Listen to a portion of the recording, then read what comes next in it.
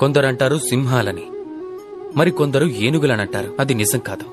లోకంలో అత్యంత శక్తివంతమైన జీవులు వృక్షాలే. ఆ వృక్షాలు మనకి తినటానికి ఫలాల్నిస్తాయి, జీవించడానికి ప్రాణవాయువునిస్తుంది, ఎండలో కావలసిన నీడనిస్తుంది. అవి మూడు బారిపోయిన తర్వాత కూడా నిప్పుకవసరమైన కట్టెలను ఇస్తాయి. ఇప్పుడు మీరందరూ అకస్మాత్తుగా నేను వృక్షాల గొప్పతనం ఎందుకు వల్లిస్తున్నానని అనుకుంటున్నారేమో. నా సంకేతం ఈ వృక్షాల కన్నా వేల రెట్లు అధికమైన ఆ బీజం ఇంకా గొప్పది. అది నేరుగా ఫలాలను ఇవ్వలేదు, అలాగే నీడని, కర్రలను కూడా. కేవలం ధరిత్రిలో దాగి మట్టితో పోరాడుతూ ఉంటుంది. ఒక వృక్షానికి ఆకారం ఇవ్వటం కోసం కొన్ని వేర్లు నేలలో పాతుకుపోయి ఉంటాయి. దీపం కూడా అంతే. చేతిలో ఈవిడే ఒక సాధారణ పాత్ర, కాని ఎప్పుడైతే అది వెలగటం మొదలు పెడుతుందో సమస్త లోకానికి అది వెలుగునిస్తుంది, మహత్తుగా మారిపోతుంది. ఇప్పుడు అర్థమైందా? మహానుభావులుగా మారాలి అంటే ఏదైనా సాధించాల్సిందే. మీరు చిన్నవాళ్లైనా పెద్దవాళ్లైనా కూడా ఏ అంతరం ఉండదు. ఏదైనా సాధిస్తేనే ఉన్నతులుగా మారిపోతారు. మీరు నడవటం ఆరంభించండి, ఏదో ఒక చోటికి చేరుకుంటారు. నిశ్చలంగా కూర్చునే వాళ్లు ఎప్పటికీ ఏమీ సాధించలేరు.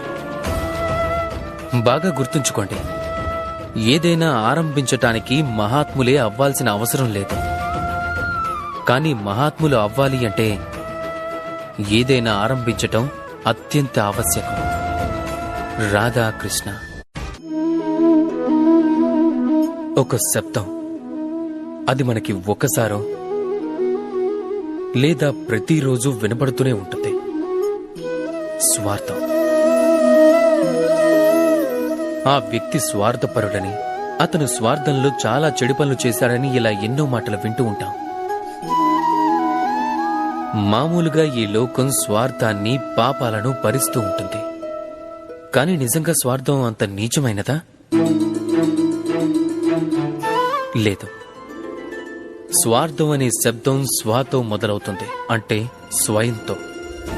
అంటే ఏ కార్యంలో కేవలం స్వయం అనే అర్థం ఉందో, కేవలం స్వీయ లాభం మాత్రమే ఉందో అదే స్వార్థం. ఇక్కడ ఉత్పన్నమయ్యే ప్రశ్న ఏమిటంటే, మీ యొక్క స్వయం అంటే ఏమిటి? మీ స్వయంలో మీరే ఉంటే ఖచ్చితంగా మీరు స్వార్థపరులే. ఒకవేళ మీ స్వయంలో మీ పరివారం ఉంటే మీరు పరివార ప్రేమికులు. ఒకవేళ మీ స్వయంలో అన్యులు కూడా ఉన్నట్లయితే మీరు పరోపకారులవుతారు. ఒకవేళ మీ స్వయంలో ఈ లోకం మిళితం అయ్యుంటే అప్పుడు మీరు పరమార్థులవుతారు. మీ స్వార్థానికి దూరంగా వెళ్ళకండి, దాన్ని విస్తరించండి. మీ అస్తిత్వాన్ని విస్తరించినట్లయితే అప్పుడు మీ స్వార్థం స్వయంగా పరమార్థంగా మారుతుంది. రాధాకృష్ణ. నేను మీతో చెప్పాను, లోకంలో అత్యంత బలమైన ఆయుధం, అత్యంత బలమైన శక్తి స్నేహమే అని. కానీ ఈ స్నేహం అనేది అసలు ఎలా ఉండాలి? స్నేహం అనేది పాలల్లో కలిపిన నీళ్లల్లా ఉండాలి. ఎలా? పాలల్లో మనం నీళ్లు కలిపినప్పుడు వెంటనే ఆ జలం స్వయంగా పాలలా మారుతుంది. ఆలోచించండి, పాలతో స్నేహం చేయటం వల్ల నీళ్ల విలువ ఎంతగా పెరిగిపోయిందో. కానీ ఈ కథ ఇక్కడే సమాప్తం అవటం లేదు. పాలని మనం వేడిచిప్పుడు అప్పుడు జలం తన స్నేహాన్ని నిరూపించుకుంటుంది. జలమే ముందుగా ఆ తాపాన్ని భరిస్తుంది, తన అస్తిత్వాన్ని వదులుకొని మరీ వేడిని సహిస్తుంది, అలా పాలని కాపాడుతుంది. కాని ఆ తరువాత తన మిత్రుడు వెళ్లిన తరువాత పాలలో పొంగొస్తుంది. అది పాత్ర నుండి బయటికి రావటం మొదలు పెడుతుంది. కానీ అది శాంతించాలంటే మనం ఏం చేస్తాం? అందులో కొద్దిగా జలం కలుపుతూ ఉంటాం. అంటే స్నేహం అంటే ఇదే. మిత్రుడు అస్తిత్వాన్ని పెంచేదే స్నేహం. స్నేహం అంటే ఇదే. మిత్రుడు అస్తిత్వం కోసం తను జ్వలించాలి. స్నేహం అంటే ఇదే. అందులో సుఖం అలాగే దుఃఖం రెండూ మిత్రుడితోనే ముడిపడాలి. ఎలాంటి మిత్రుడిని సంపాదించాలంటే తన ముందు కుబేరుడి ధనం కూడా తక్కువే కావాలి. రాధాకృష్ణ. పొరపాటు అలాగే మానవులు, ఈ రెండిటి మధ్య సంబంధం ఎలాంటిదంటే పక్షులకి రెక్కలకి ఉండే బంధం లాంటిది, ధారకి నదికి ఉన్న బంధం లాంటిది. పొరపాటు అనేది మనిషి జీవితంలో ఇంత ప్రాముఖ్యమైనది కదా. ఇక మీరే ఆలోచించండి, అందుకు సిగ్గుపడ్డం ఎందుకు? దాని గురించి సిగ్గుపడటం సమంజసం కాదు.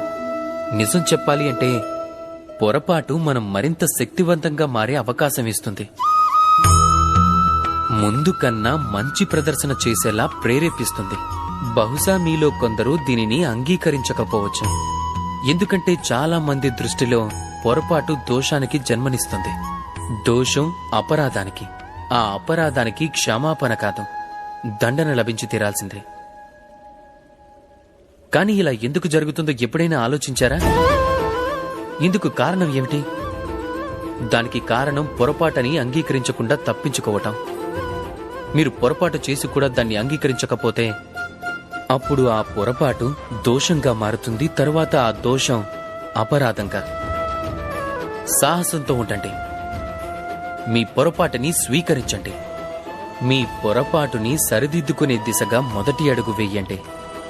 అలాగే బాగా గుర్తుంచుకోండి, అపరాధం అని ఏదైనా ఉందంటే అది సమయానుగుణంగా మీ పొరపాటుని స్వీకరించకపోవటం. రాధాకృష్ణ.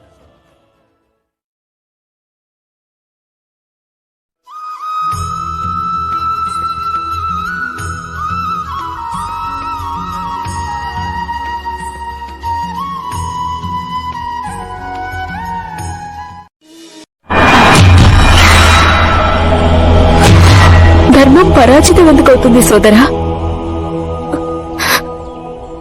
అధర్మం ఎందుకు గెలుస్తూ ఉంటుంది? దేనినైనా పొందడం గెలుపు కాదు,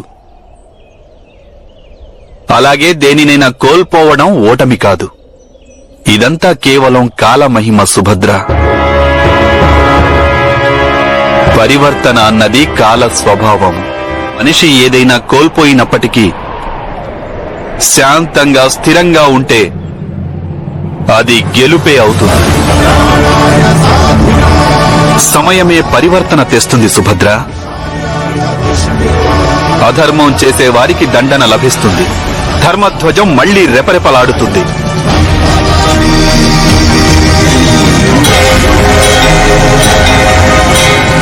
అది పరాజితులైన యోధుల ప్రస్థానం కాదు, అది పాండవుల విజయ యాత్రకు ఆరంభం. మానవ సమాజం స్త్రీలకు సదా సర్వదా క్లేశాన్ని, అన్యాయాన్ని, అవమానాన్ని మిగిల్చింది. మీరు మీ చుట్టుపక్కల దృష్టి సారించండి, సమస్త ఇతిహాసాన్ని తీసుకోండి. ఇదే మీకు కనిపిస్తుంది. పురుషులకున్న ఈర్ష్య, లాలస, అహంకారం, భయం, పురుషుల దుష్ట స్వభావం యొక్క పరిణామాన్ని స్త్రీలే అనుభవిస్తుంటారు. యుద్ధం పురుషులు చేస్తారు,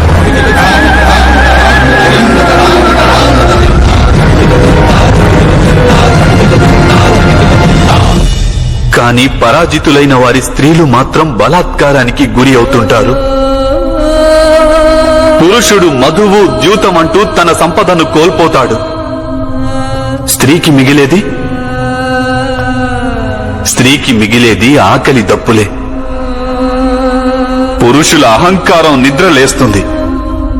అందువల్ల స్త్రీకున్న స్వేచ్ఛా స్వాతంత్రాలకు భంగం ఏర్పడుతుంది.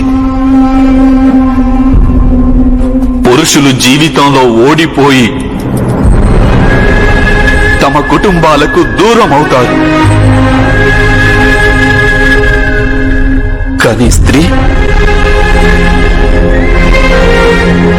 కానీ స్త్రీ ముక్కుపచ్చలారని తన శిశువుల కడుపు నింపటం కోసం సతమతమవుతూ ఉంటుంది.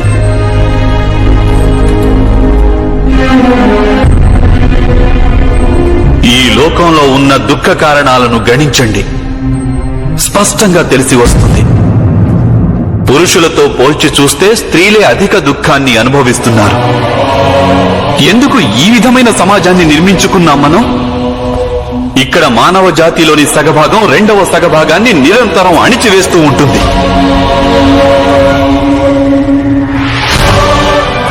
అలా అణిచివేతకు గురైన స్త్రీయే మనిషి యొక్క సమగ్ర భవిష్యత్తుకు జన్మనిస్తుందా? సృష్టినే చూడండి. కొత్త వృక్షానికి జన్మనిచ్చే విత్తనాల చుట్టుపక్కల ఈశ్వరుడు పూల రేకులను సమకూర్చాడు. వాటిని రంగులతో సుగంధ భరితం చేశాడు. ఎక్కడైతే భవిష్యత్తు జన్మిస్తుందో అక్కడ కేవలం సౌందర్యం, కేవలం సౌఖ్యం, సంతోషం, గౌరవం ఉండడం అవసరం కాదంటారా? కానీ సమాజం స్త్రీలకు దుఃఖం కలిగిస్తూ వారి భవిష్యత్తునంతా దుఃఖపూరితం చేస్తుంది. అవమానం, క్లేశం, బాధ, వీటికి గురైన స్త్రీలెవరైనా ఆరోగ్యంగా సుఖంగా ఉన్న సంతానానికి ఏ విధంగా జన్మను ఇవ్వగలుగుతారు? అంటే ఎప్పుడెప్పుడు స్త్రీలకు అవమానం జరుగుతుందో, ఎక్కడ స్త్రీ క్లేశానికి గురి అవుతుందో, ఎక్కడ స్త్రీ జుట్టు పట్టుకొని ఈడ్చుకొని రాబడుతుందో అప్పుడే అక్కడే ఏదో ఒక రూపంలో యుద్ధం అనేది జన్మిస్తుంది. ఏదో ఒక రూపంలో మహాభారతం ఆరంభమవుతుంది.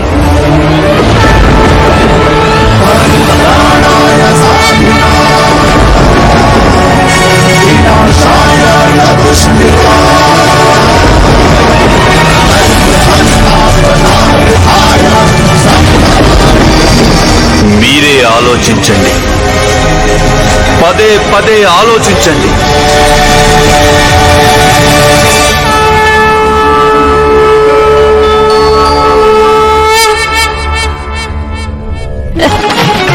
గాలిపటాలు ఎగరేయాలన్న ఆలోచన ఎలా వచ్చింది గోవిందా? మనుషులను చూసి. మనిషి మనసు కూడా ఈ గాలిపటంలాగే ఎగురుతూ ఉంటుంది. కోరికలనే గాలిలో. సమయమనే దారం చెయ్యి జారవచ్చు, తెగిపోవచ్చు. కాని మనస్సు కోరికల ఝంఝామారుతంలో తునాతునకలైపోతుంది. వెర్రిబాగులదైపోతుంది. అరే, అప్పుడప్పుడు మనసు ఇంకొకరి కారణంగా కూడా సంయమనాన్ని కోల్పోతుంటుంది.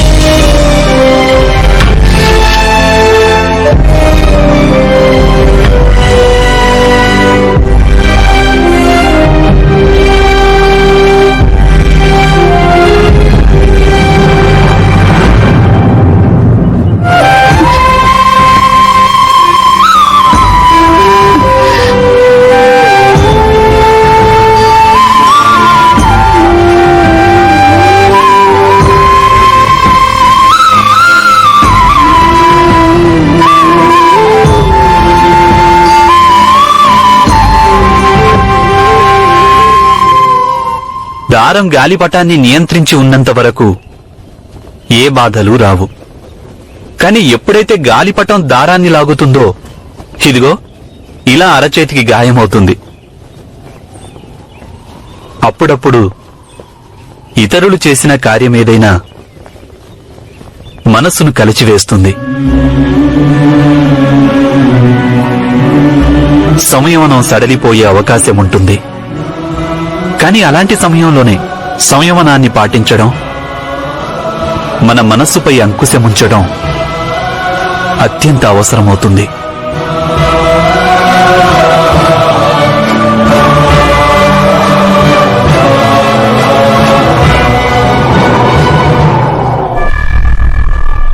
సంయమనం నుండి సడలిన దారాన్ని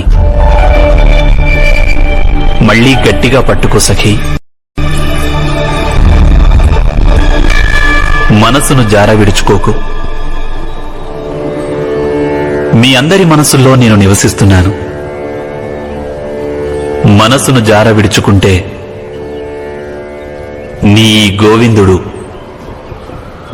ఈ కృష్ణుడు కూడా నీతో ఉండడు. కృష్ణుడు కూడా నీతో ఉండడు. కృష్ణుడు కూడా నీతో కృష్ణుడు కూడా నీతో.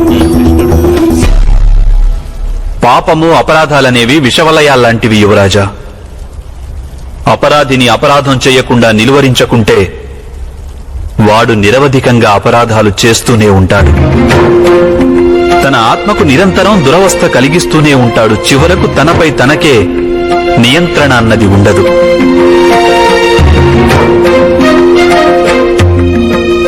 అపరాధానికి కారణం లేకపోయినప్పటికీ వాడు చేసిన అపరాధం నుంచి తప్పించుకోలేడు. ఏ విధంగానైతే మట్టి తింటున్న బాలుడిని బలవంతంగానైనా సరే మట్టిని తినకుండా ఆపటం ధర్మమో, అదేవిధంగా అపరాధిని కూడా తాను అపరాధం చేయకుండా వారించడం అనివార్యం. అది దండన కాజాలదు యువరాజా, దయ అవుతుంది. ఎందరో మానవులు ఆత్మాభిమానాన్ని తమ జీవితం యొక్క మంత్రంగా మార్చుకుంటారు. జీవితంలోని ప్రతి క్షణాన్ని వారు ఆత్మాభిమానాన్ని పెంపొందించుకోవటంలో గడుపుతారు. కాని వాస్తవానికి ఆత్మాభిమానం అంటే ఏమిటి? ఇది మీరెప్పుడైనా ఆలోచించారా ద్రుపద మహారాజా?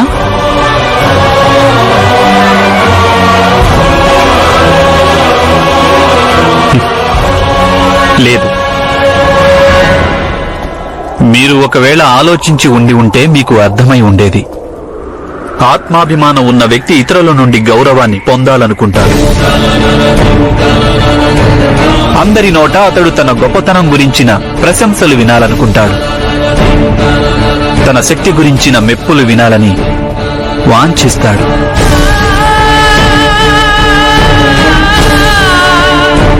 అంటే తన శక్తి గురించిన ప్రమాణం ఇతరుల నుండి కోరుకుంటాడు.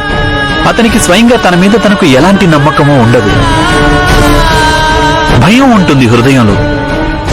తను దుర్బలుడనని, తనలో వాస్తవానికి ఎలాంటి శక్తి లేదని. అంటే ఎవరి మనసులో భయం ఉంటుందో వారి హృదయంలోనే ఆత్మాభిమానం ఉంటుంది.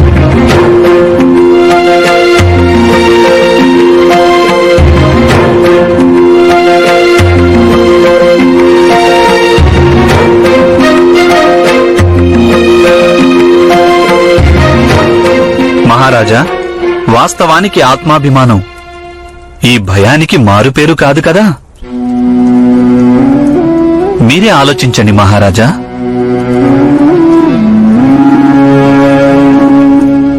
మహారాజా, భయం హృదయం యొక్క కారాగారం అయితే ఆత్మాభిమానం ఆ కారాగారానికి వేసే తాళం. మీరు మీ విషయమే చూడండి. ఆత్మాభిమానంతో బంధింపబడిన వ్యక్తి హృదయంలో ప్రేమ ప్రవేశించజాలదు. జీవితం అంటే ఏమిటి, అలాగే మృత్యు అంటే ఏమిటి?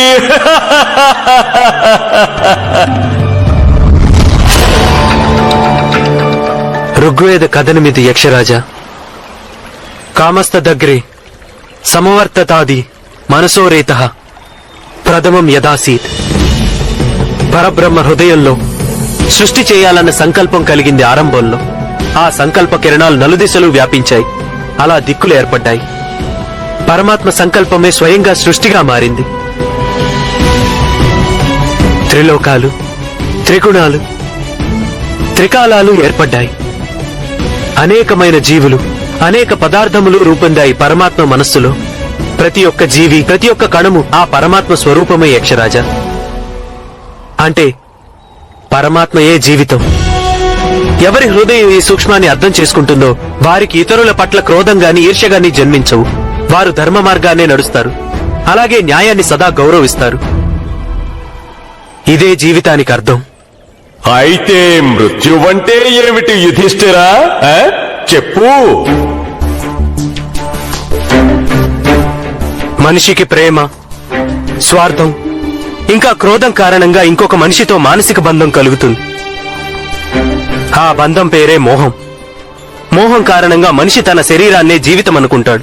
శరీరం నాశనాన్ని మృత్యు అనుకుంటాడు. కానీ ఈ సృష్టి యావత్తు పరమాత్మ మనస్సులోనే ఉద్భవించింది. ఆ పరమాత్మ మనస్సులోనే అది నశిస్తుంది. ఒక మార్గంలో వెళ్లే ఇద్దరు బాటసారులు కొంత దూరం వరకు ఇద్దరూ కలిసే వెళతారు. ఆ తర్వాత దూరం అవుతారు. అప్పుడు ఆ ఇద్దరు బాటసారులకి అనిపిస్తుంది రెండో వారు నశించారని. వాస్తవానికి ఇద్దరు బాటసారులు అదే మార్గంలో వెళ్తున్నారు. ఈ ప్రకారంగానే మనం దేనిని మృత్యు అనుకుంటామో అది కేవలం ఇద్దరు మనుషుల మధ్య ఏర్పడే దూరమే. ఈ జగత్తు ఉన్నంత వరకు ఏ జీవి అయినా నశించడం అన్నది సంభవం కాదు. ఇక మృత్యువు ఏ విధంగా రాగలదు అంటే యక్షరాజా, పరమాత్మే ఈ జగత్తు, జగత్తే జీవితం. మృత్యువు కేవలం ఒక భ్రమ, అదొక మాయ. శ్రమ చేయడం వల్ల శక్తి పెరిగింది మాధవా? కాదు పార్థ, సహాయం చేశావు కనుక శక్తి పెరిగింది. ఎవరికైనా సహాయం చేస్తే సదా శక్తి పెరుగుతుంది.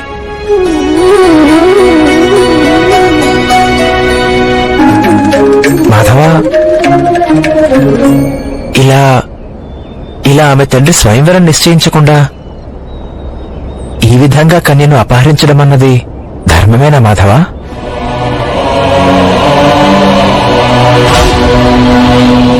స్వయంవరం నిశ్చయించారో లేక నిశ్చయించలేదో, ఒక స్త్రీ కోరికకు వ్యతిరేకంగా ఆమెను అపహరించడం అన్నది అధర్మమే అవుతుంది పార్థ.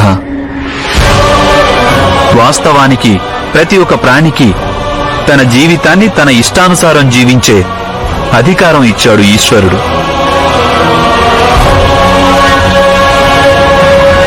ఆ స్వాతంత్రాన్ని హరించడం సదా అధర్మమే అవుతుంది పార్థ. ఈరోజు ఆ అధర్మాన్ని రుక్మిణి సోదరుడు చేయనున్నాడు. నేను కేవలం ఒక స్త్రీని అధర్మం నుంచి రక్షించేందుకు వెళ్తున్నాను పార్థ.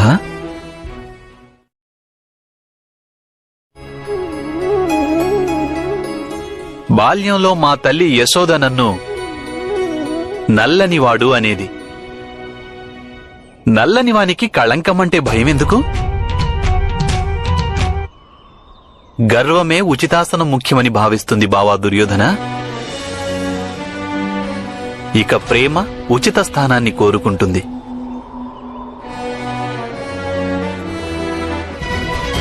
దానం చేసే అవకాశం ఉత్పన్నమైతే అన్నింటికంటే ముందు ఆ అవకాశాన్ని ఉపయోగించుకోవాలి.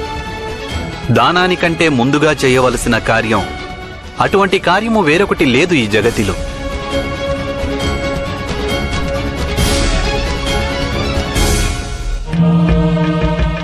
నిజానికి ఎవరు జగతిని కాదని నన్ను ఎంచుకుంటారో వారి పట్ల నేను పక్షపాతం అవశ్యం వహిస్తాను.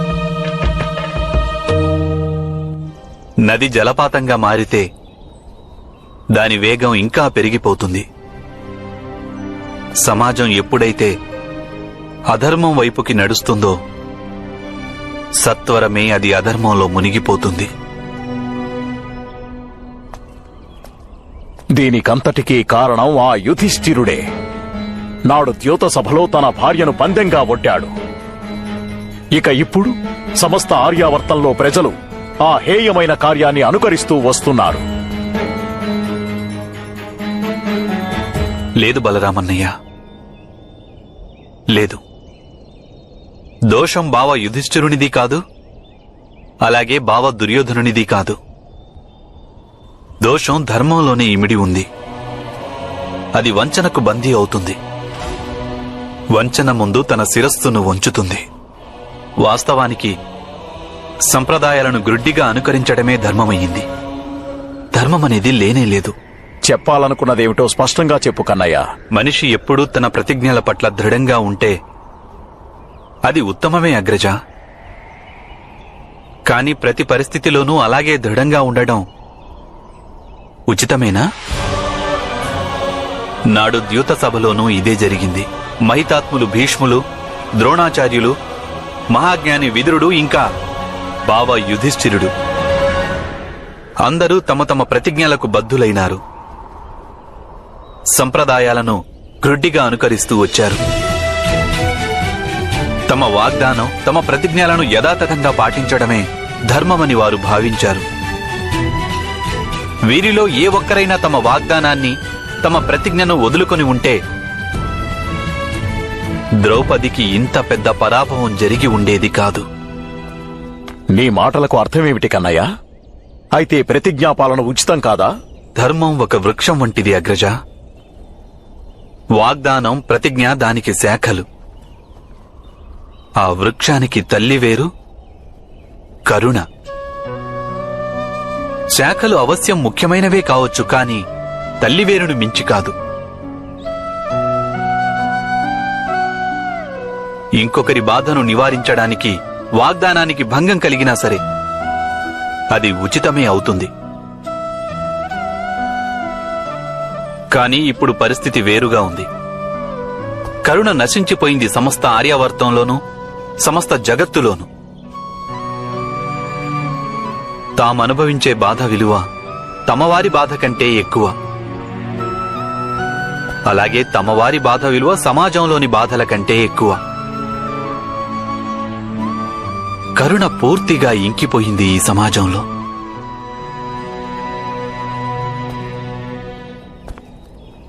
ఎప్పుడైతే సమాజంలో కరుణ నశిస్తుందో అప్పుడు ప్రజలలో ఆత్మీయత నశిస్తుంది అగ్రజ.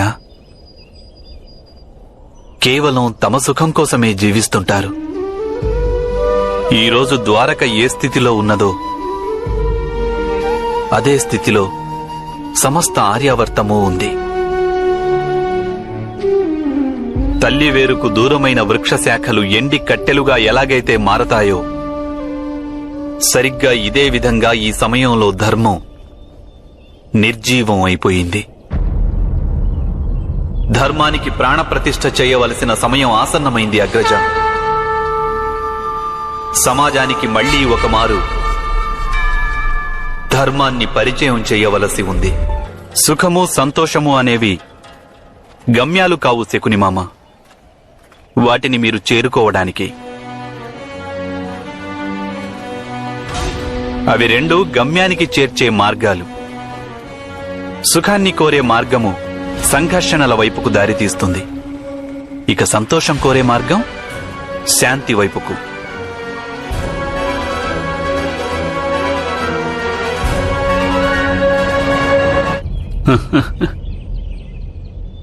సంప్రదాయం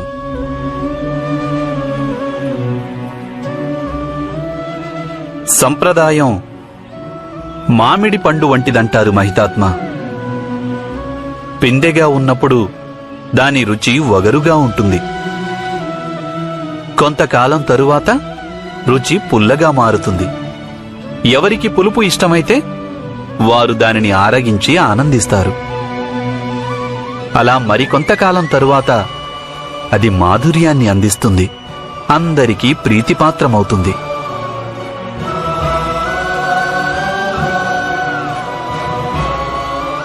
కానీ దానికి అంతిమ సమయం వచ్చినప్పుడు అది కుళ్ళిపోతుంది. దాని నుండి దుర్గంధం వస్తుంది మహితాత్మ. దానిని తిన్నవారికి అనారోగ్యం వస్తుంది. ఇక చివరకు మిగిలేది పండులోని ఎండిన టెంకే. అది దేనికి పనికిరాదు. నాకు సంప్రదాయం పట్ల వ్యతిరేకత లేదు మహితాత్మ. కాని సంప్రదాయం ద్వేషానికి కారణమవుతుంటే, సుఖానికి మారుగా దుఃఖాన్ని ఇస్తుంటే, ఇక ఆ సంప్రదాయాన్ని భూమిలో పాతిపెట్టి కొత్త సంప్రదాయానికి నాంది పలుకవలసి ఉంటుంది. ఏ సంప్రదాయం సరైనదవుతుంది, ఇది ఎవరు నిశ్చయిస్తారు? నీవా వాసుదేవా?